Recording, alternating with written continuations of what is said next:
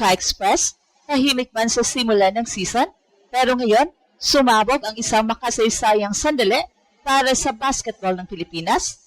Jordan Clarkson, ang film scoring machine na matagal ng simbolo ng Pinoy pride sa NBA, ay official ng isang hakbang na lang mula sa pinakamalaking entablado sa basketball matapos dalhin ng New York Knicks ang sarili nila sa bingit ng NBA Finals. At dahil dito, umugong agad ang social media. Si Jordan Clarkson na ba ang kauna-unahang Pinoy-blooded player na makapaglaro sa NBA Finals? Sa kasalukuyan, hawak ng Knicks ang malakas na lamang kontra Cleveland Cavaliers sa Eastern Conference Finals at si JC ay bahagi ng historic playoff run na ito ng New York Knicks. Mas lalo pang lumalaki ang significance nito dahil si JC ang isa sa pinaka-visible film-blooded star sa buong NBA history. Simula Lakers days pa lang niya, naging simbolo na siya ng representasyon para sa milyong-milyong Pinoy fans sa buong mundo. At ngayon, posible siyang makarating sa NBA Finals gamit ang isa sa pinaka-iconic franchises sa sports, ang New York Knicks. Hindi lang ito simpleng playoff story, isa itong cultural moment dahil sa bawat minuto na nasa court si JC ngayong postseason, milyong-milyong Pinoy rin ang kasama niyang nangangarap at kung tuluyang makarating ang Knicks sa Finals, history na talaga ito para sa Pinoy basketball fans sa buong mundo. Kung may isang bagay na matagal nang hinintay ng maraming Pinoy basketball fans, ito ay ang makita ang isang dugong Pinoy na tunay na makarating sa NBA final stage. At ngayong 2026, posibleng si JC na ang magbukas ng pintuang yon. Tahimik lang pumasok si JC sa New York Knicks noong 2025 matapos ang kanyang Utah Jazz era. Marami ang nag-isip na baka bench scorer na lang siya sa latter part ng kanyang career, pero habang tumatakbo ang season, unti-unting nakita ng Knicks kung gaano kahalaga ang kanyang veteran scoring, instant offense at fearless mentality, lalo na sa second unit. At ngayon, nasa Eastern Conference Finals ang Knicks at isang panalo na lang ang layo mula sa NBA Finals. Para sa New York fans, malaking kwento na yon dahil dekada na silang nag-aantay makabalik sa pinakamalaking stage ng basketball. Pero para sa mga Pinoy, mas malalim ang ibig sabihin nito dahil si JC ay hindi lang ordinaryong NBA player sa mata ng mga Pinoy fans, isa siyang simbolo. Simbolo na may pwedeng marating ang dugong Pinoy sa pinakamataas na level ng basketball. Matagal nang proud si JC sa kanyang Pinoy roots, ilang beses na niyang sinabi sa interviews kung gaano kahalaga sa kanya ang kanyang pamilya at heritage. May tattoo pa siya bilang tribute sa kanyang lola at proud niyang dala ang pagiging Pinoy saan man siya maglaro. At habang lumalalim ang next playoff run, mas lalong sumasabay ang emosyon ng Pinoy fans sa bawat game. Well, hindi man siya ang pangunahing superstar ng New York, napakahalaga ng role niya bilang spark plug scorer mula sa bench.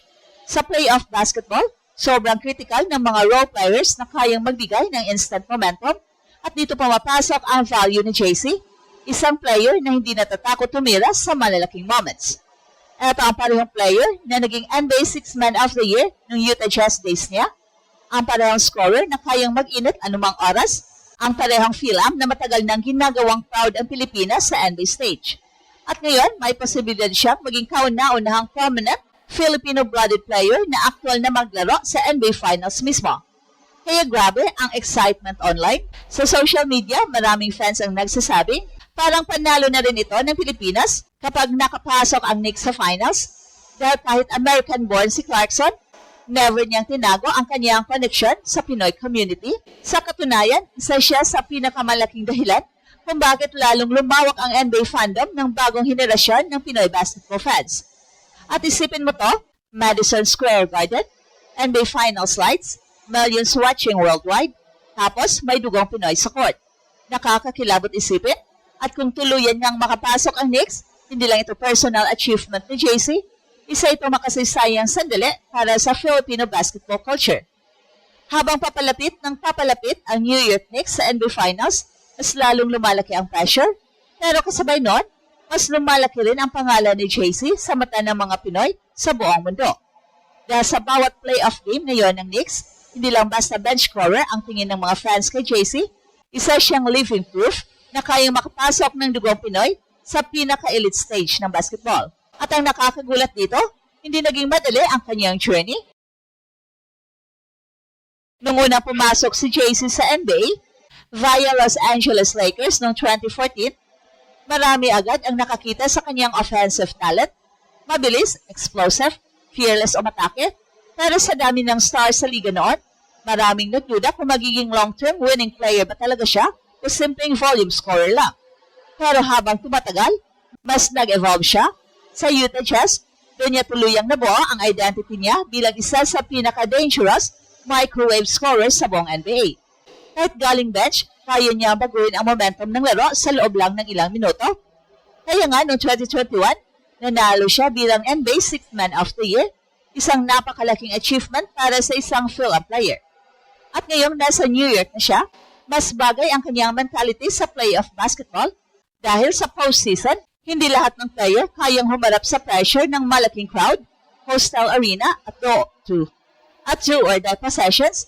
Pero si JC, mas nabubuhay siya sa chaos. Kapag mabigat ang laban, mas nagiging aggressive. Kapag tahimik ang crowd, kaya niyang buhayin. At yun mismo ang dahilan kung bakit gustong-gusto siya ngayon ng New York fans. Pero higit pa sa basketball ang epekto nito sa Pilipinas. Dahil habang nanonood ang milyong-milyong Pinoy sa playoff run na ito, maraming kabataan ang nakakakita ng representasyon.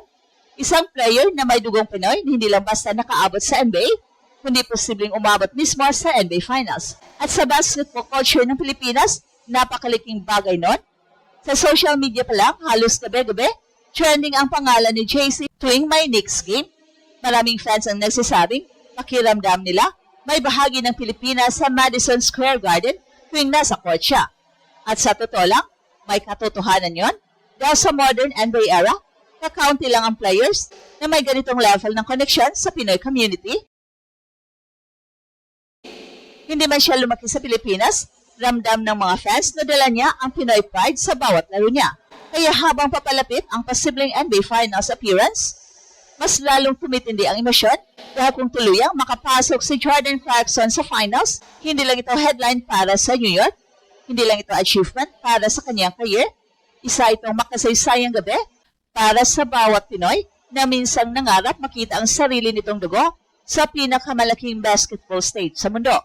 Sa bawat dribble, bawat three-point shot at bawat playoff moment ni JC ngayong postseason, milyong-milyong Pinoy ang kasabay niyang nangangarap mula Lakers rookie hanggang maging Sixth Man of the Year at ngayon ay posibleng NBA Finals player kasama ang New York Knicks. Ibang level na talaga ang narating ni Jordan Clarkson sa kanyang basketball journey. At ito ang Express Info kung saan bawat kwento ginulat ang mundo. Don't forget to like and subscribe.